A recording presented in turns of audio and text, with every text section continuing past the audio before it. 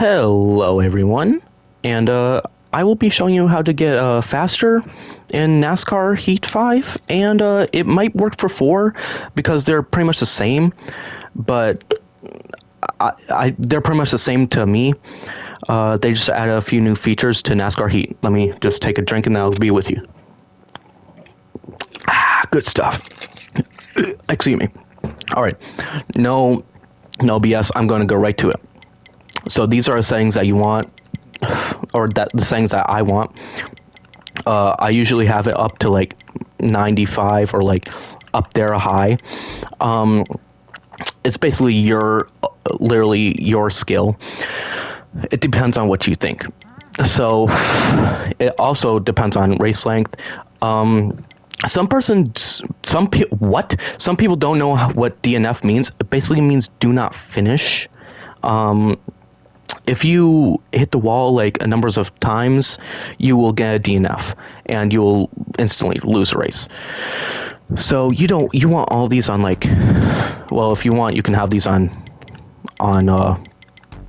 4 times normal, have it less. It basically just controls your car, and it's basically like, do you want to ruin your fuel and lose the race?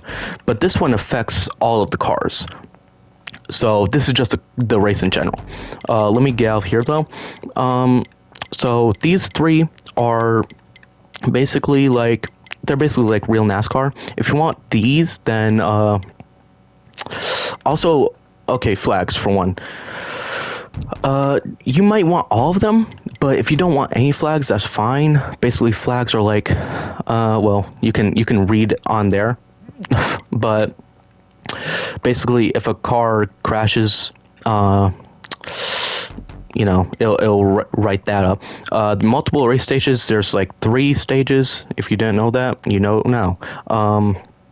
Session qualified. This is pretty much just my thing. Like I just like doing that. Anyways, I'm not gonna waste any more of your time. All of these are optional. Everything here is optional. I will show you how to actually go faster. All right, starting off on driving aids. Do not pick easy. Whatever you do not pick easy unless you are in a short track like let's say Martinsville. You will probably want this because you're going so fast at high speed, and then you want to turn. You probably will want that, depending on where your skill is and what your AI skill is. Normal, I would say like maybe if you're getting up there, like you're getting your experience up there, and you just want like to go a little faster. So basically, driving aids, the less you use, the more faster you go. Okay, and that's because like the driving aids, like they kind of control the car. You know, you just want to slide that baby and reel it in. Hard. I would say hard if you are, just a average driver. If you want to like win, expert. If this is like I want to win. I do not give 2 fucks. I don't even give 3. My brother. And custom. I would choose custom because I'll show you that in a minute. Actually, these are the ones that I would pick. Obviously, it depends on the circumstance. Like if you're in Martinsville, I'd probably have this up to like 20, maybe 10 if you're like feeling a little bit of a, if you know, you know. Wall avoidance, I'd have this at like 80 if I was at Martinsville. Maybe if I was feeling daredevilish, maybe 65. But 50 is pushing it. Draft effect, both of these, you might want on high if you want to get up there with the crowd. You definitely want draft effect on. Basically what that does is that you drive right behind a car and you stay there. You just keep driving, you head around them, you're good. all of these, I don't think I have to explain much of them, but these are just AI settings. These don't affect you at all. Draft partners, you want that enabled. Wait, no, you don't. This is for AI settings.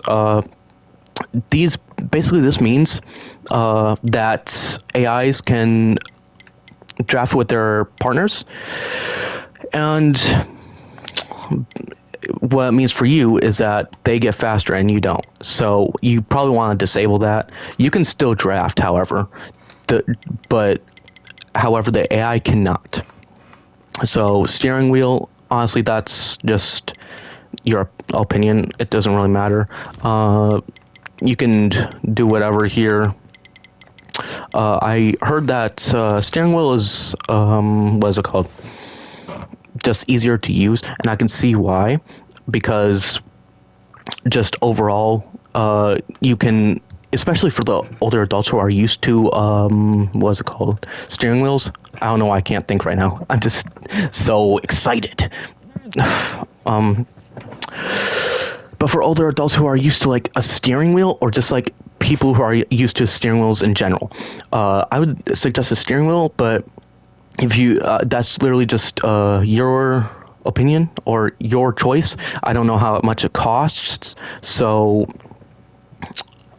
that's that. Also, with the steering wheel, I'm pretty sure that it comes in a bundle, so you have like the manual shift thing, and you have the pedal and the steering wheel, of course. All need to be hooked up to your system that you're using. Yeah. So, career.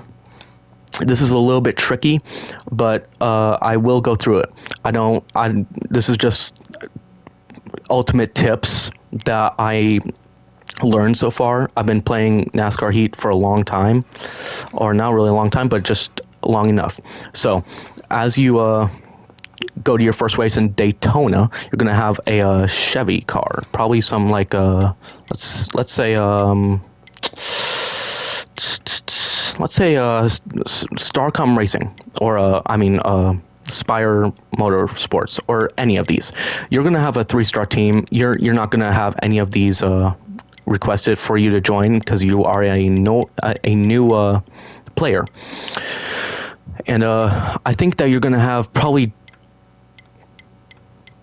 I don't know which 3 teams they give you, but I know that they give you 3 teams, 3-star teams, 3 teams of 3-star teams. So basically, just use the settings I gave you, and you should be fine for the most part. On your first race, just keep drafting after every car, and when you feel it's right and you're really getting up there, you're gonna like start seeing yourself make some progress. And what you want to do is get probably like top 10, not even like top 10. You're gonna want to get top 10 in Daytona, or if you don't, that's fine. What you're gonna want to do is get a top 10 race going. If you win a top 10 race, or not win, if you get into a top 10 race, or finish in what am I talking about? If you finish in a 10th race, what am I trying to say? You know what I'm trying to say. If you do, then basically what this means for you is that 10th place or higher in playoff settings basically means that these will all be unlocked. Literally all be unlocked. You'll have your choice. I would go for, I'd say, Joe Gibbs Racing. It gives you a good boost, and if you are feeling particularly stupid today, you could get another 3-star team, or if you don't want to win every race, or if you don't want to, like, how should I say this? If you don't want to lap everyone on easy, I would go for 4 stars. 3 stars, definitely not. You're gonna lose. Chevy, that I would say that is valid. Manufacturer, I would definitely choose Toyota. It's just better overall. Anyways, Team Penske, you're gonna want to make friends with literally as much people as you can. I would also recommend that you compliment your friends on here and not try to make rivals, because one, look what happened to me. I can't even join the team right now, but GG's. Anyways, Team Penske, you're going to want to work up to that. That is a top leading team out there that you can get. Basically, it will give you a huge boost. And even if you want this is fine. It's not bad, but I wouldn't really choose it. You know what I'm saying? If you want to, just, I forgot what I was gonna say. But that should wrap it. Oh no, what you're gonna want to do after the Daytona race, and you pick your team, you're gonna want to go to simulate race and simulate the race. I'm not gonna do it because I'm a first, and I'm just that guy. I would simulate race for the rest of the season, so you can instantly go into season 2. But and that's for like huge NASCAR fans who like want to, like, I guess, compete, because Chevy, the one they give you, the equipment that they first give you as a rookie, they do not do you any favors. It's a little bit easier in NASCAR Heat 4. I learned that, but just a little bit. So be aware of that. So let me open up a race, and I will show you how it is. So obviously we have different races here. I would definitely train in places like Mid-Ohio and maybe Pocono. I've never had a problem with that one before, but I know that people have. And just like, Road America, Sonoma Raceway, I probably said that wrong, but you know what I'm saying? Just tracks that like kind of throw you off a little bit. I would train on these here first. I would do a race now first before going into a race on my career. Like, let's say, Homestead, Miami. I have a problem with Miami, and I do not win there. Try. Where is it? I probably passed it, but my stupid ass. Anyways, try training on there. It does more than you think. So let me just do any track, I guess. Las Vegas. All right. Obviously, race length. I usually do it to like 50% or maybe 25%. It really just depends. Anyways, I will show you why it's also a good idea to have it on custom as your driving aid. You will have this, and basically you can have it on tight. That means basically like when you're in Martinsville, you need to turn that thing, man. You need to turn that thing. You're gonna whip that thing. Anyways, what you're gonna want to do is put on tight, because your front tires will go first. You don't want your back tires to do all that. I'd say if you're in like Talladega or Daytona, you want to go as fast as you can be, so I would go for loose. But those short tracks, definitely not. So let me show you a few tricks that I learned. Alright, so first of all, let me just put on expert real quick.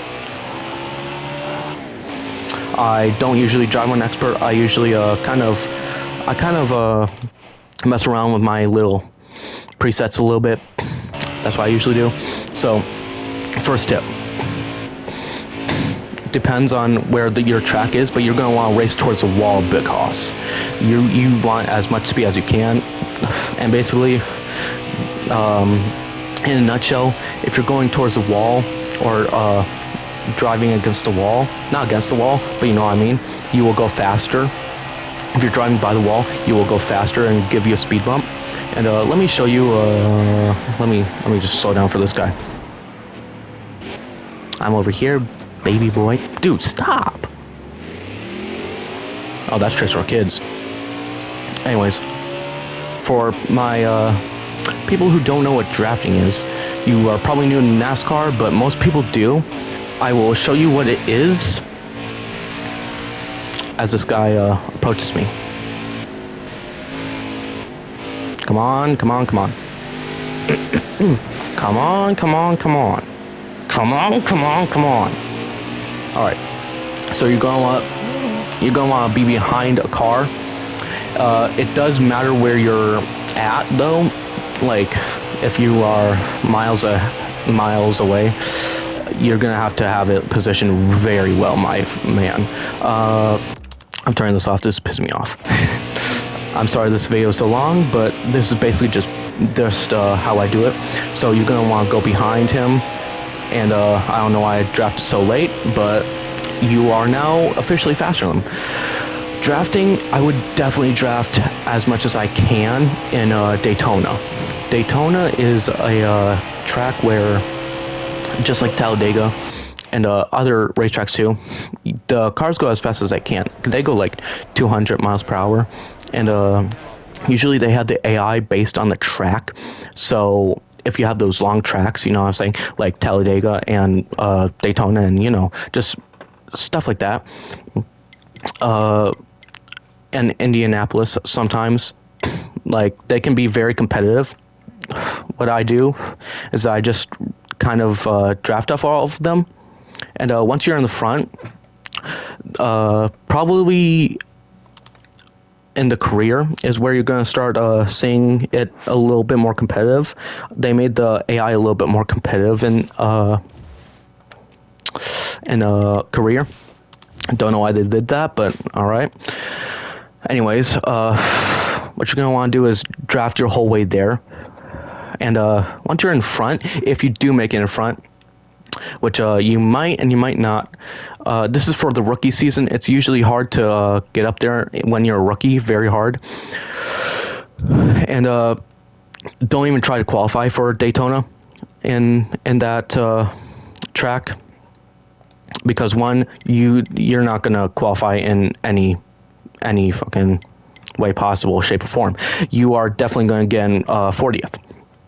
That's how it's been. Sorry, I had to stretch. But what you do is you use drafting, and once you're up there and in first, you're gonna want to try to block them. And I would have that mirror. You know how you saw the mirror on my screen. I think that's a L1 if you're on like PlayStation. I don't know if this is on Xbox at all, but that's what I do. Your cars and your driver, that doesn't really matter. Online multiplayer. Okay, listen. The chance of winning on online multiplayer. I didn't mean to hit that, by the way, but the chances are a little bit, the chances are pretty low, depending on how skilled you are. If you are not skilled, I would not recommend playing online at all. I am still skilled, and I don't really play online. I think I played online when I was still like new to this game. And I think I finished second to last. There wasn't a lot of players though. There's not a lot of players on this game. So I'm sorry it took so long, but this is basically like the ultimate review. If you want an update on this, and if you just want to like, okay, for one, Extreme Dirt Tour, I don't think that you're gonna have any problems with that, but you're gonna have to time your drifts very carefully. That's what I would say to that, because especially if your AI is pretty good, and if you're on that career bullshit. NASCAR Truck Series, basically just the same as NASCAR Cup. Xfinity, you know what I'm saying? All the tracks. I think these two tracks are different from NASCAR Cup. but I'm not sure. So I gotta think of what I was gonna say. Maybe if I go over here, I will let you. I will know. No, I forgot what I was gonna say now. But honestly, this is just a quick little. I didn't want to see other people struggle as I did. This is just the ultimate beginner's guide to NASCAR Heat 5. If anyone wants, I can also make one for NASCAR Heat 4. If you want NASCAR Heat 4, I have number 4, 3, and 5, all together. Anyways, basically, this is just ultimate guide. Also, just still letting you know, if you want a NASCAR Heat 3 or 4 guide, I can do that too. I like this game very much, and if I had this review out, or if someone else has this review out, that would have helped me a lot, and I hope I help you too. So yeah, goodbye everyone.